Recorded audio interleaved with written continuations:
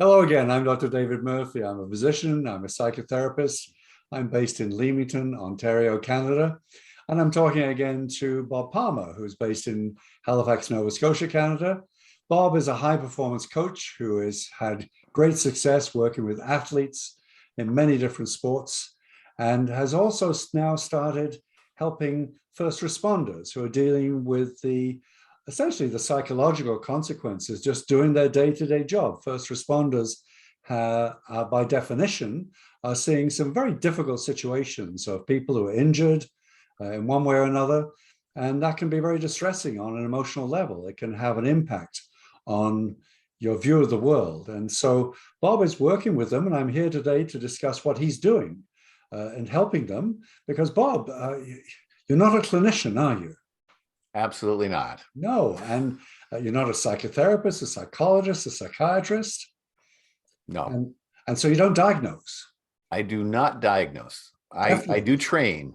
You train, that's right, and you don't treat. So you train rather than treat. You're helping people in a totally different way than I would, because I can diagnose. In fact, I'm required to diagnose, and it's expected of me to treat.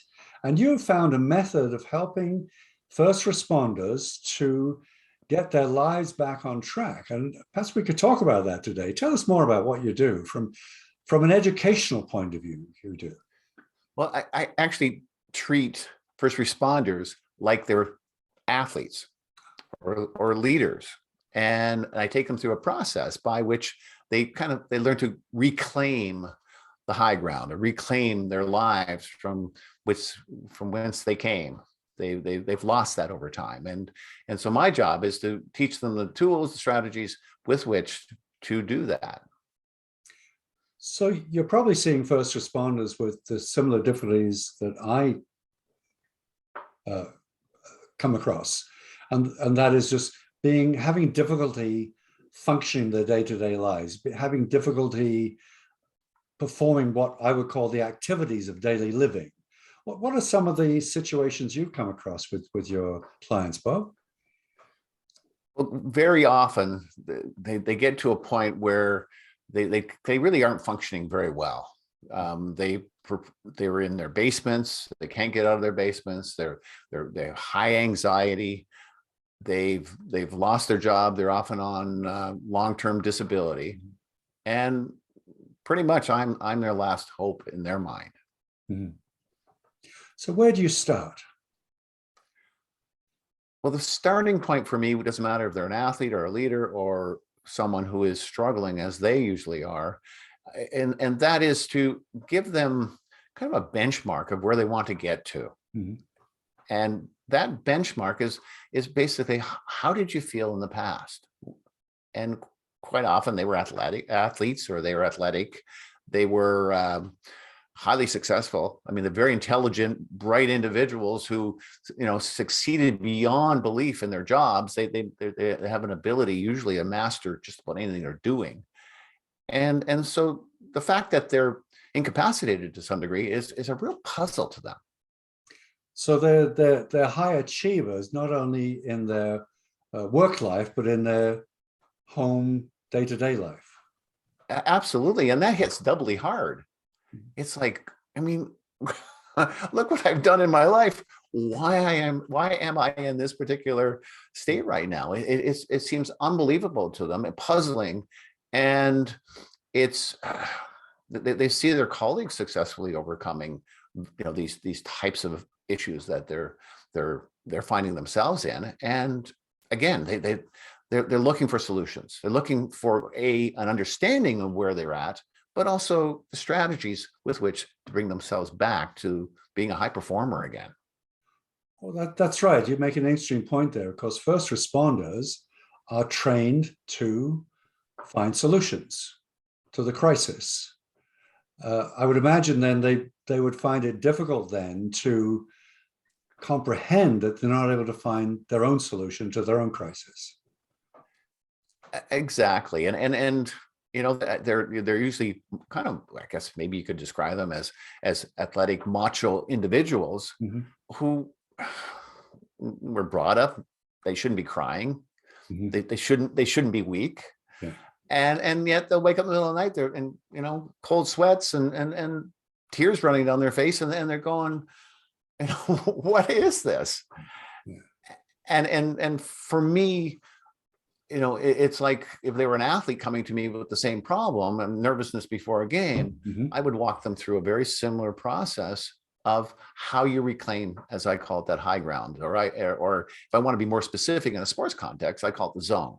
The zone. Okay. Yes, we've talked a little bit about the zone before, of just feeling that in that moment, everything is going really, really well. And there's the whole erroneous notion about the zone is that you have to do multiple things to get there.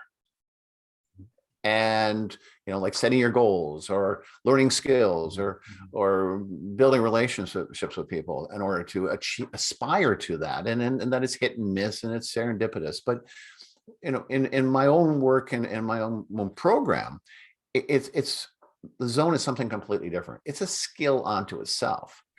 And so with these gentlemen who are coming in and they're saying, you know, I just want that sweet spot back, that zone, the flow. I mean, the multiple terms for it. I go, okay, well, you know, give them a chance to process this, but have you ever been in it? Oh yeah, of course I've been in it, right? I mean, and it might take a little bit of prompting to bring that out in them, but I've shifted them in less than a few minutes, 5 minutes, sometimes 10 minutes. Sometimes it takes a little bit more. It depends on how long they've been in that kind of a situation. But I've shifted them to their zone. Right. And all I have to do then is get them to identify that and say, hey, that's your starting point. Yeah, it sounds like what you're describing is what I might call state. We can get into a particular state, and the state is quite a complex combination of mental, physical, emotional, spiritual, physiological, the body. So the body and the mind are set up in certain ways in a certain state. We can describe fear as a state or joy as a state. These are different states, and there's all different physiological changes when we change state. And so what you're saying is they're stuck in a state where that they can't get out of, which is preventing them from going back to work or preventing them even enjoying their own day-to-day lives. And what you want to do is help them shift that state. Yes. Initially, I will be the vehicle for helping them to do that, because I am very skillful at coaching, education. I'm very skillful at getting someone in front of me to enjoy my lectures. Let's call it a lecture, a mini play, a mini lecture. They enjoy my lecture, they enjoy my play, they enjoy the training. They shift to that called state. I call it the zone. Yep. And they're there. And my whole, I guess I call it session with them, my training session with them, it revolves around them being there the whole time. So you can imagine there's someone who's not used to that kind of state, in that state for a full hour. How do you think they leave that meeting with me? Well, how do they leave that meeting? Well, I asked them, how will you perform now? And they go, I feel amazing. Now, some people will, will say, well, yeah, but that doesn't last very long.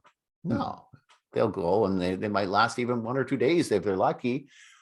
But the whole process is I teach them how to identify when they're in it. And once they identify when they're in it, I say, aha, now you can move to that every time when you lose it. Now, that's a lot easier said than done for some people who are in, have been in it for some time. But as they come back to every session with me in the training process, very quickly now, because they know what it is, I can get them back to it. Yes. And now I can deliver strategies that enable them to stay in that particular state. Right. So it sounds like they learn how to trigger that state of being in the zone, and also to be self-aware of when they have lost it. Exactly. And that's very empowering. And because they can come back to a session and say, Bob, I stuck with it and for 10 2 days, and then I lost it. But I now know why I lost it. So they get excited. They actually get excited. They get empowered. I mean, it's empowering to feel good without drugs, without having to, self-medicate. It's very empowering to do that. That's exactly what I was thinking when you were describing that. I thought, wow, this is all done without medications or drugs of any sort. It's all comes from within. You're educating them, teaching them how to access those wonderful mental, physical, emotional resources on their own, which is, of course, what they need in order to get back on track in their lives. And so when in every session, I've got the sessions broken up, so they learn new strategies within each session that revolve around, okay, letting go of past memories. I mean, it's a strategy. Modeling powerful individuals you'd like to copy in order to get back into that groove of your job. Managing your adrenaline, just different strategies that I would teach athletes to do. And once they start using these tools, two things happen.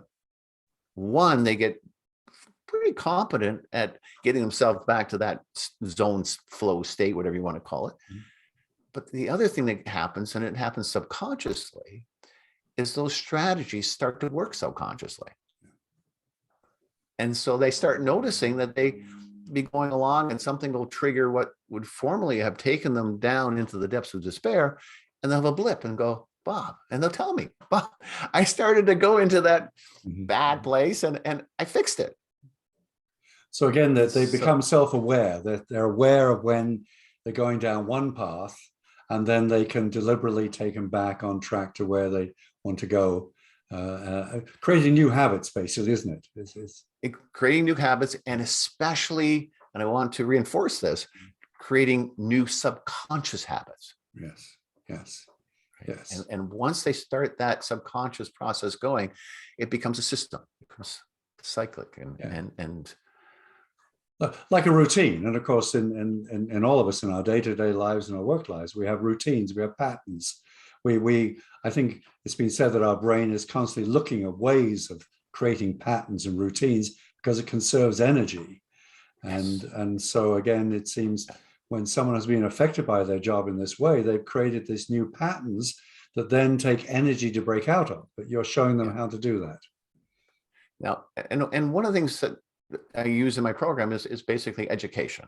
They start to understand why, when they go to a call and there's somebody who's ailing, and why that evening later on they feel awful, is because they've learned a bit of the behavior of that individual. And that's very empowering to know that, I've learned a bit of their behavior, which isn't very resourceful because they're ill. I just took them to the hospital.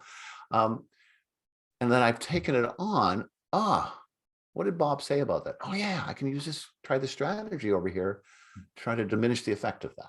So they're taking these strategies into their workplace. And again, it seems to be important. What you're referring to over and over is developing the self-awareness. And the self-awareness and the toolkit to actually apply the tools. Now, I'm looking for my cell phone here because I give them my cell number right here, covered up with a book. I give them my cell number, which is very empowering, and very few ever use it. Yeah, right. But they have it because they call me up, and when some have called me up when they're in distress, they're going down the wrong pathway, and they say, Bob, can you help me? And I of course I can, because you now know the tools. You now know the strategies. Oh, what do you mean? Well, let's look at it this way in terms of this one strategy you learned last week. So giving the little mini refresher course on the phone. It's a mini refresher course. Okay. My athletes love it. Yeah. And I actually had a young lady at the Olympics who thought she was down and out and had lost everything. A quick 5-10 minute refresher course. And she went back into play and made her Olympic dream come true. Wonderful. What a wonderful way. Well, let's end that conversation on that wonderful note, and let's talk some more too. And perhaps you can start to share some of the specific techniques you use to educate first responders about how to take care of themselves, how to heal themselves, how to prevent further injury to their psyche. Sounds okay? It'd be my pleasure. Okay, well, let's wrap up. I'm Dr. David Murphy saying goodbye to Bob Palmer, high performance trainer. There we go. Thanks so much, Bob. We'll talk Thank again you, soon. David. Bye-bye Talk now. soon.